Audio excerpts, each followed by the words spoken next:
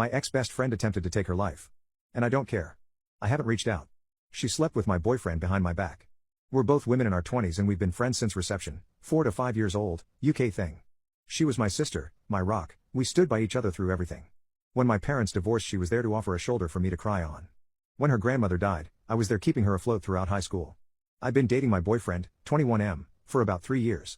We started dating in 6th form, a version of UK college, and he was my first serious relationship. I introduced him to my family, he was many of my firsts. He was sweet, a little awkward being a gamer guy, but he treated me to date nights and always made me feel special.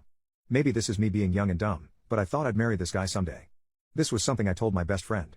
Well, about a month ago while my boyfriend was in the shower, I saw a text notification pop up on his phone. We look at each other's notifications all the time so I grabbed his phone to see it. It was from her.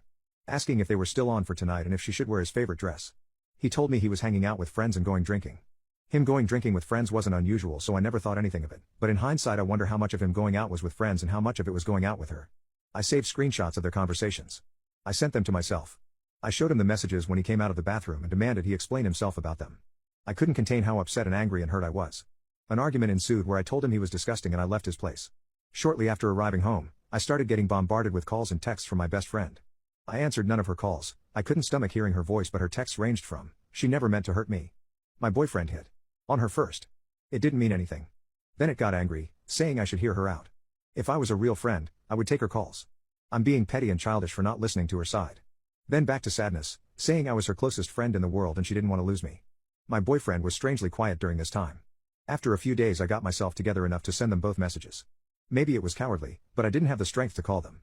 I told my now ex-boyfriend that we were done and I won't give cheaters any chances with me. He responded by trying to call me, but after the 3rd or 4th attempt, he gave up. He sent me a final message saying it wasn't that big of a deal, that they just fooled around, but agreeing he didn't want to date me anymore. My ex-best friend was more persistent after I told her I wanted nothing to do with her. Day after day I'd get messages and calls from her. Demanding to talk. Demanding we resolve this. Demanding I not say anything to anyone. Saying she stopped seeing him.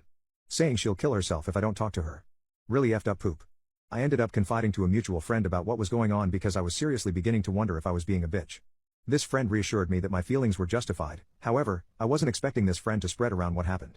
The gossip spread like wildfire and a few days ago my ex-best friend tried to take her life. I said nothing. I haven't visited her in the hospital. I haven't sent any messages to her family. Now her older sister keeps messaging me, telling me I'm a heartless bitch for leaving her at her lowest. For not trying to prevent this and that everyone makes mistakes, and that her sister didn't intentionally hurt me. Maybe it does make me a heartless bitch, but I don't care.